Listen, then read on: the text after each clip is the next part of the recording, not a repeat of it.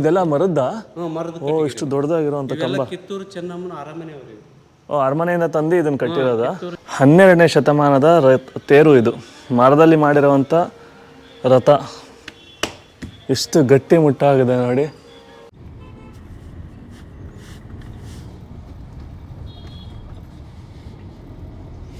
ಹುಬ್ಳಿನ ಸುತ್ತೊಡಿತಾ ಇದ್ದೀವಿ. ಹುಬ್ಳಿಲಿರುವಂಥ ಕೆಲವೊಂದು ಗಲ್ಲಿಗಳಲ್ಲಿ ಹೋಗ್ತಾ ಇದ್ದಾಗ 3000 ಮಠಕ್ಕೆ ಭೇಟಿ ನೀಡಲೇಬೇಕು ಅಂತ ಒಬ್ಬರು ಸ್ಟ್ರಾಂಗ್ಲಿ ರೆಕಮೆಂಡ್ ಮಾಡ್ತಾಯಿದ್ರು. ಅದಕ್ಕೋಸ್ಕರ ಈಗ 3000 ಮಠ ಕಡೆಗೆ ಹೋಗ್ತಾ ಇದ್ದೀವಿ.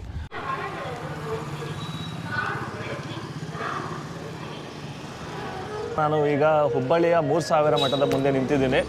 ಸುಮಾರು 12ನೇ ಶತಮಾನದಲ್ಲಿ ಶುರುವಾಗಿರುವಂಥ ಇದು ಐತಿಹಾಸಿಕ ಹಿನ್ನೆಲೆ ಇರುವಂಥ 3000 ಮಠಕ್ಕೆ ಭೇಟಿ ನೀಡಿ ಅಲ್ಲಿರೋವಂಥ ವಿಶೇಷ ಮಾಹಿತಿನ ತಿಳ್ಕೊಂಡು ನಿಮ್ಮ ಜೊತೆ ಹಂಚ್ಕೊಳ್ಳೋಣ ಅಂತ ಬಂದಿದ್ದೀನಿ.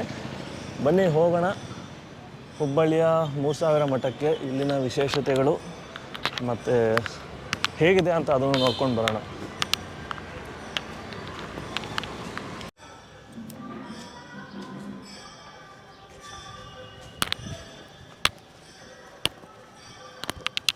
ರಥಗಳನ್ನ ಕಾಣ್ಬೋದು ನಾವಿಲ್ಲಿ.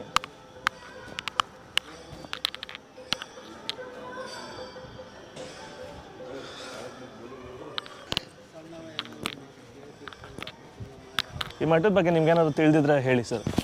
ಇದು 12ನೇ ಶತಮಾನದಲ್ಲಿ ಕಾಡು ಪ್ರದೇಶ. ಓಕೆ. ಆ ಟೈಮ್ನಲ್ಲಿ ಇವರು ಕಾಡಿನಾಗ ಅನುಷ್ಠಾನ ಮಾಡ್ಕೊಂತ ಕುಂತಿದ್ರು. ಗುರುಸಿದ್ದೇಶ್ವರ ಸ್ವಾಮಿಗಳ ಗುರುಸಿದ್ದಿ ಸ್ವಾಮಿಗಳು. ಹಾಂ ಹಾಂ. ಆ ಟೈಮ್ನಲ್ಲಿ ಬಸವ ಕಲ್ಯಾಣದಲ್ಲಿ ಬಿಜ್ಜಳರಾಜರು ಕ್ರಾಂತಿ ಮಾಡಿದರು.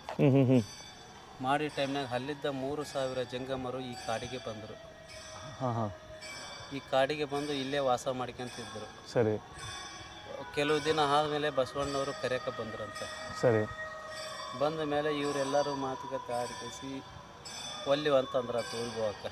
ಅವ್ರ ಊರಿಗೆ ಮತ್ತೆ ಬರ್ರಿಯಪ್ಪ ಊರಿಗೆ ಹೋಗಂಬ್ರ ಅಂತ ಅಂದಾಗ ಇವರು ಮತ್ತೆ ಬಂದಿಲ್ಲ, ಹೋಗಿಲ್ಲ ಅವರು. ನಾವು ಇಲ್ಲಿದ್ದ ಊರಿಗೆ ಒಬ್ಬರು ಹೋಗ್ತೀವಪ್ಪ ಸಂಚಾರ ಮಾಡ್ಕೊಂತ ಅಂದ್ರೆ. ಅವಾಗ ಇವರು ಒಂದು ಮಾತು ತಗೊಂಡ್ರೆ ನಮಗೊಂದು ಇಲ್ಲಿ ಹೆಸರಿಟ್ಟವ್ರಪ್ಪ ಈ ಕಾಡ್ನಾಗ ಅಂತ. ಇವ್ರಿಗೆ ಜೀವಂತ ಸಮಾಧಿ ಮಾಡಿ ಇದು 3000 ಮಠ ಅಂತಂದು ಹೆಸರಿಟ್ರಂತ ಬಸವಣ್ಣವ್ರು.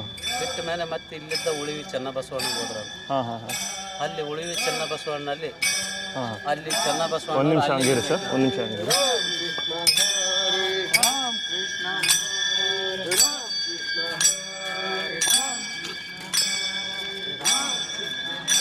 ಅದು ಉಳಿವಿ ಚೆನ್ನಬಸವಣ್ಣವರು.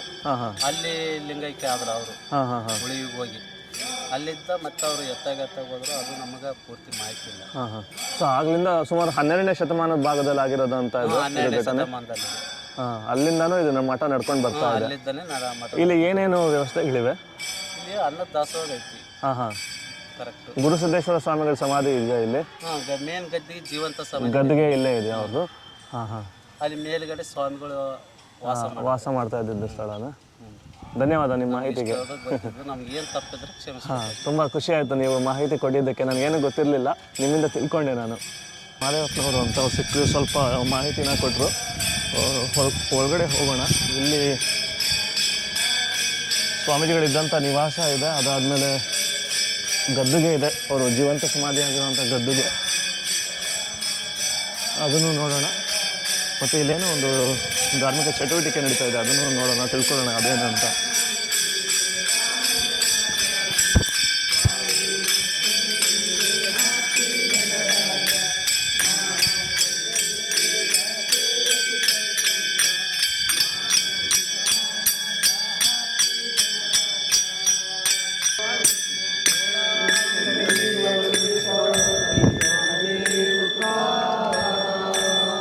ನೀವೆಲ್ಲ ಯಾವ ಭಾಗದವರು? ನಾವು ಮಾರನೇಕಲ್ಲು ಮಾದನಪುರದಿಂದ ಬಂದಿದ್ದೀವಿ. ದಾವಣಗೆರೆ ಜಿಲ್ಲಾ, ದಾವಣಗೆರೆ ತಾಲೂಕು. ಇಲ್ಲಿ ಮಠಕ್ಕೆ ಆಗಾಗ ಭೇಟಿ ಕೊಡ್ತಾ ಇರ್ತೀರಾ? ಪ್ರತಿ ವರ್ಷ ಪಾದಯಾತ್ರೆ ಇರ್ತೈತ್ರಿ. ನಾವು ದಾವಣಗೆರೆಯಿಂದ ಬರ್ಬೇಕಾದ್ರೆ ರಾಣೆಬೆನ್ನೂರು, ಬ್ಯಾಡಗಿ, ಹಾವೇರಿ. ಸರಿ. ಈಗ ನೀವು ಪಾದಯಾತ್ರೆಯಲ್ಲೇ ಇಲ್ಲಿಗೆ ಬಂದಿರೋದು. ಯಾವತ್ತು ಶುರು ಮಾಡಿದ್ರಿ ನಿಮ್ಮೂರಿಂದ? ನಮ್ಮೂರಿಂದ 4ನೇ ತಾರೀಕು ಸ್ಟಾರ್ಟ್ ಆಗೈತ್ರಿ. 15 ದಿವಸ ಆಯ್ತಾ? ನಾನು ಬಂದಿದ್ದ ಟೈಮ್ಗೆ ನೀವು ಬಂದ್ರಿ, ಅದು ಅದೇ ಸಮಯ ಕೂಡ ಬಂತು. ತುಂಬ ಖುಷಿ ಆಯಿತು. ಭಗವಂತ ಎಲ್ಲರಿಗೂ ಒಳ್ಳೇದಾಗಲಿ.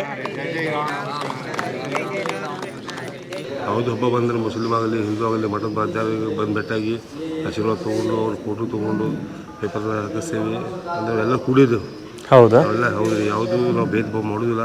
ಗುಂಪಿನ ಜನರನ್ನು ಭೇಟಿ ಮಾಡಿದೆ. ಅವರು ದಾವಣಗೆರೆಯಿಂದ ಹೊರಟು ಪಂಡ್ರಾಪುರಕ್ಕೆ ಕಾಲ್ನಡಿಗೆಯಲ್ಲಿ ಹೋಗ್ತಾ ಇದ್ದಾರೆ, ಪಂಡ್ರಾಪುರದಲ್ಲಿರುವಂಥ ಪಾಂಡುರಂಗನ ದರ್ಶನ ಮಾಡೋದಕ್ಕೆ. ಅವ್ರದ್ದು ಅದೊಂದು ಆಚಾರ. ಈಗ 3000 ಮಠದ ಒಂದು ಇದನ್ನು ನೀವೇನು ಹೇಳ್ತೀರಾ? ವಾಸಸ್ಥಳ ಅಂತಲೇ ಹೇಳ್ತೀರಾ, ಏನು ಹೇಳ್ತೀರಾ? ಇದು ವಾಸಸ್ಥಳನೂ ಇರೋದ್ರಿ. 12ನೇ ಶತಮಾನದ ವಾಸ್ತುಸ್ಥಳ. 12ನೇ ಶತಮಾನದಲ್ಲೇ ಕಟ್ಟಿರೋವಂಥದ್ದು ಇದು. ಇದಿಲ್ರಿ, ಇದು ಕಟ್ಟಿಗೆದಷ್ಟೇ ಆಗಿ 300 ವರ್ಷ ಆಗ್ಯದ್ರಿ. ಹಾಂ ಇದನ್ನು ಕಟ್ಟಿ ಇದೇನು ಸೀರೆ ಇದೆಲ್ಲ ಮರದ್ದಾ? ಮರದ ಇಷ್ಟು ದೊಡ್ಡದಾಗಿರುವಂಥ ಕಂಬ. ಕಿತ್ತೂರು ಚೆನ್ನಮ್ಮನ ಅರಮನೆ ಅವ್ರಿ. ಅರಮನೆಯಿಂದ ತಂದು ಇದನ್ನು ಕಟ್ಟಿರೋದ? ಕಿತ್ತೂರು ಚೆನ್ನಮ್ಮನ ಅರಮನೆಗೆ ದಾಳಿ ಮಾಡಿದಾಗ ಬ್ರಿಟಿಷರು ಅಲ್ಲಿ ಹರೋಜಿಗಿಟ್ಟಾಗ ಈ ಮಠದವ್ರು ಹೋಗಿ ಬಿಡಿಸ್ಕೊಂಬಂದಾರ. ಸರಿ ಬಿಡಿಸ್ಕೊಂಬಂದು ಇಲ್ಲಿ ಹಾಕ್ಯಾರ್ರಿ. ಸೊ ಅದಾದ್ಮೇಲೆ ಮತ್ತೆ ಇದನ್ನು ಮರು ನಿರ್ಮಾಣ ಮಾಡಿದಾರಾ? ಸೊ ಇಲ್ಲಿ ಏನೇನಿದೆ ಈಗ? ಅದು ಅಜ್ಜೋರ್ ಸಿಂಹಾಸನ ರೀ. ಆ ಜಾತ್ರೆಗೆ ಬನ್ನಿ, ಹಾಗೆ ಹೋಗೋಣ ಅಲ್ಲಿಗೆ. ಶ್ರಾವಣದಾಗ ಬನ್ನಿ. ಇದೆಲ್ಲ ಸಂಪೂರ್ಣ ಮರದಲ್ಲೇ ಆಗಿರುವಂಥ ಕೆತ್ತನೆ ಇರೋದು. 300 ವರ್ಷ ಇರ್ತದ್ರಿ. 300 ವರ್ಷ ಹಳೆಯದ. ಇದು ಅಜ್ಜೋರ್ ಸಿಂಹಾಸನ. ಸಿಂಹಾಸನ ಶ್ರಾವಣದಾಗ ಪ್ರಭಾವಚನ ಅವು ಹೇಳೋ ಟೈಮ್ನಾಗ ಇದ್ರ ಮೇಲೆ ಕೊಡ್ತಾರ ಅಜ್ಜರ್. ಇದು ಅಷ್ಟೇ ಪುರಾತನದ ಇಲ್ಲ? ಹ್ಞೂ ರೀ, ಅವಾಗ ಇಲ್ಲಿ ನಾವು ಬೇರೆ ಬೇರೆ ಭಾವಚಿತ್ರಗಳನ್ನ ಕಾಣ್ಬೋದು. ಅವ್ರನಿಂದ ಸ್ಕೂಲ್ಗಳಾಗ್ಯಾವ್ರಿ ಎಲ್ಲ. ಅವ್ರ ಶಾಲೆಗಳನ್ನೆಲ್ಲ ನಿರ್ಮಾಣ ಮಾಡಿದ್ರು. ಸೊ ಅವರ ಅವಧಿ 1958ರಿಂದ 1999ರವರೆಗೆ ಇತ್ತ.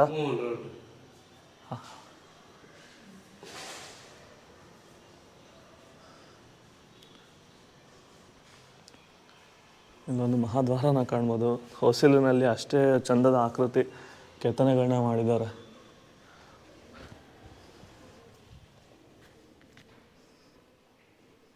ಇದೆಲ್ಲ ವಿಶ್ರಾಂತಿ ಕೊಠಡಿಗಳ? ಎಲ್ಲ ಸಾಮಾನುಗಳು ಅದಾವ್ರಿ ಈ ಕಡೆ ಎಲ್ಲ.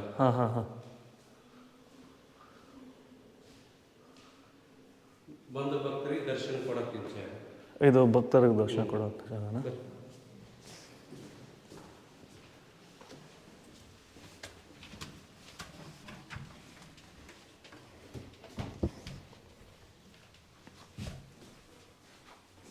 ಸಂಪೂರ್ಣ ಮನೇಲೆ ಮರದಲ್ಲೇ ಮಾಡಿರುವಂಥ ಮನೆ ಇದು. ಈಗ ಅಜ್ಜರ್ ಕೂಡತ್ರಿ. ಅಜ್ಜಾರು ಕೂಡ್ತಾರ?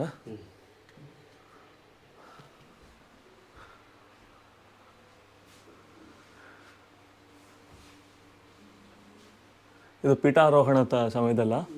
ಭಕ್ತರು ಕಾಣಿಕೆ ಕೊಟ್ಟಿದ್ದಾರೆ ಅಜ್ಜೋರಿಗೆ ಇದು ಮಾಡ ಪಲ್ಲಕ್ಕಿ ಹಾಕೊಂಡು ಇದು ಮಾಡ್ಯಾರ.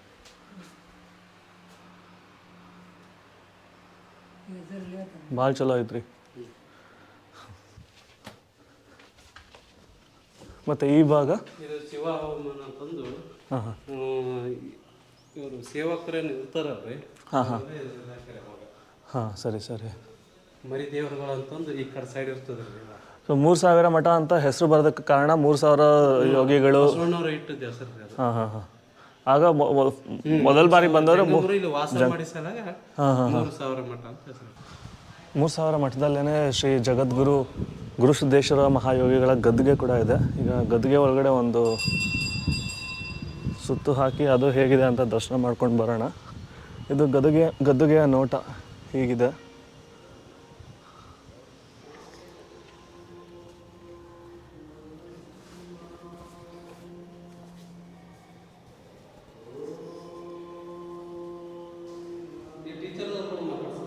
ಹಾಂ, 12ನೇ ಶತಮಾನದಲ್ಲೇ ಇಲ್ಲೇ ಜೀವಂತ ಸಮಾಧಿ ಆಗಿತ್ತು. 12ನೇ ಶತಮಾನದಾಗ ಕಲ್ಯಾಣ ಕ್ರಾಂತಿ ನಡೆದಾಗ ಬಸವ ಕಲ್ಯಾಣದಿಂದ 3000 ಶರಣರು ಇಲ್ಲಿ ಬಂದು ಆಶ್ರಯ ಪಡೆದಿರ್ತಾರೆ. ಆಶ್ರಯ ಕೊಟ್ಟಿದ್ದಕ್ಕೆ ಎಲ್ಲ ಶರಣರು ಸೇರಿ 3000 ಶರಣರಿಗೆ ಆಶ್ರಯ ಕೊಟ್ಟಿದ್ದು 3000 ಮಠ ಅಂತೇಳಿ ಆಶೀರ್ವಾದ ಮಾಡಿ ಇಲ್ಲಿಂದ ಉಳಿವು ಹೋಗ್ತಾರೆ. ಈಗ ಮಠಾಧಿಪತಿಗಳು ಅವ್ರು ಯಾರಿದ್ದಾರೆ? ಸಿದ್ಧ ರಾಜಯೋಗೀಂದ್ರ ಸ್ವಾಮಿ.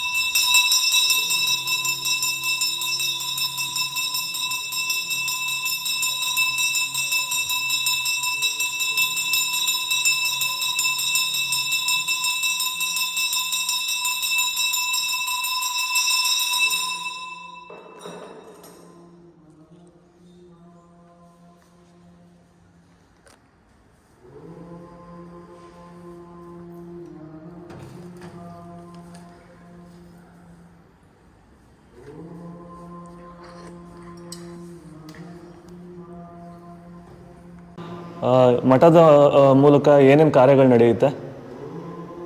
ಈಗ ದಾಸೋಹ ದಾಸೋಹ, ಅನ್ನದಾಸೋಹ, ನಿತ್ಯ ದಾಸೋಹ, ತ್ರಿವಿಧ ದಾಸೋಹ ನಡೆಯುತ್ತಾ? ಶಿಕ್ಷಣ, ವಸತಿ, ವಸತಿ, ಅನ್ನದಾಸೋಹ ಅನ್ನದಾಸೋಹ.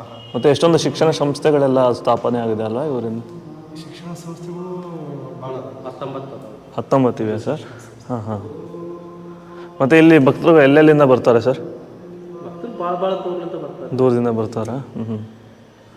ಇದು ಅಜ್ಜಾರ್ ಬಳಸ್ತಿದ್ದ ಪಾದಕೆಗಳ? ಇದು ಪ್ರಸಾದ ನಿಲಯನ? ಇಲ್ಲಿ ಅನ್ನದಾಸೋಹ ನಡೀತಾ ಇರುತ್ತೆ? ಅನ್ನದಾಸೋಹ ಸೊ ಮಧ್ಯಾಹ್ನ 1ರಿಂದ 2 ಗಂಟೆವರೆಗೆ? 2:30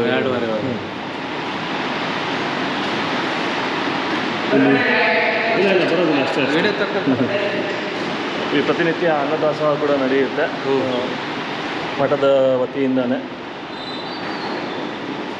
ನೀವು ಬಾಲಕನಾಗಿ ವಿದ್ಯಾರ್ಥಿಯಾಗಿ ಇಲ್ಲಿಗೆ ಬಂದಿದ್ದ? ಹಾಂ ಹೌದು, ನಾನು ವಿದ್ಯಾಭ್ಯಾಸಕ್ಕಾಗಿ 1996-97ರಲ್ಲಿ ನಾನು ಮೂರ್ಸಾವ್ರ ಮಠಕ್ಕೆ ಬಂದೆ. ಹಾಂ ಹಾಂ. ಡಾಕ್ಟರ್ ಮೂಜಗಮ್ ಅವ್ರಿಗೆ ಭೇಟಿಯಾಗಿ ದರ್ಶನಾಶ್ರಮ ಪಡೆದು ಮುಂದೆ ನಾನು ಇಲ್ಲಿ ಶಿಕ್ಷಣಕ್ಕೆ ಬಂದೀನಿ, ಶಿಕ್ಷಣ ನನಗೆ ಕೊಡ್ರಿ ಅಂತೇಳಿ ಕೇಳ್ಕೊಂಡೆ. ಅವಾಗ ಮೂರ್ಸಾವ್ರ ಮಠದಾಗ ಕೆಲವೊಂದು ಭಾಳ ಜನ ವಿದ್ಯಾರ್ಥಿಗಳು ಇರ್ತಿದ್ರು ಅವಾಗ. ಇಲ್ಲಿ ಹಾಸ್ಟೆಲ್ ಇತ್ತು, ಅಕ್ಕಿ ಉಳುವಪ್ಪ ಹಾಸ್ಟೆಲ್ ಅಂತ. ಅವಾಗ ನಾನು ಹಾಸ್ಟೆಲಿಗೆ ಬಂದು ಕೇಳಿದಾಗ ಅವರು ಅಜ್ಜಾರು ಇರಪ್ಪ ಅಂಥೇಳಿ ನನಗೆ ಇಲ್ಲೇ ಆಶ್ರಯ ಕೊಟ್ಟರು. ಮುಂದೆ ನನಗೆ ಪದವಿ ಮತ್ತು ಅಭ್ಯಾಸ ಮಾಡಿದ್ರು. ಮುಂದೆ ಅವ್ರದ್ದೇ ಸಂಸ್ಥೆ ಒಳಗೆ ನನಗೆ ಇಲ್ಲಿ ಸರ್ಕಾರಿ ನೌಕರಿ. 3000 ಮಠ ಶಾಖಾನ 3000 ಮಠ ಅದಾವೆ. 3000 ಮಠಗಳದಾವೆ. 3000 ಮಠಗಳಿವೆ ಕರ್ನಾಟಕದಾದ್ಯಂತ? 3000 ಮಠದ ಶಾಖಾ 3000 ಇದೆ. ಇನ್ನೊಂದು 3000 ಮಠದ ಆವರಣದಲ್ಲಿರುವಂಥ ಆಶ್ಚರ್ಯ ಅಂದರೆ 12ನೇ ಶತಮಾನದ ತೇರು. ಇದು ಮರದಲ್ಲಿ ಮಾಡಿರುವಂಥ ರಥ ಎಷ್ಟು ಗಟ್ಟಿ ಮುಟ್ಟಾಗಿದೆ ನೋಡಿ. 12ನೇ ಶತಮಾನದ ಅಂದರೆ ಸುಮಾರು 800 ವರ್ಷಗಳಷ್ಟು ಹಳೇದು ಅಂತ ಹೇಳ್ಬೋದು. ಮಠದ ಆವರಣದಲ್ಲೇ ನಿಲ್ಲಿಸಿದ್ದಾರೆ. ಇದು ಸಂಪೂರ್ಣ ಮರದಲ್ಲೇ ಕೆತ್ತಿರುವಂಥದ್ದು.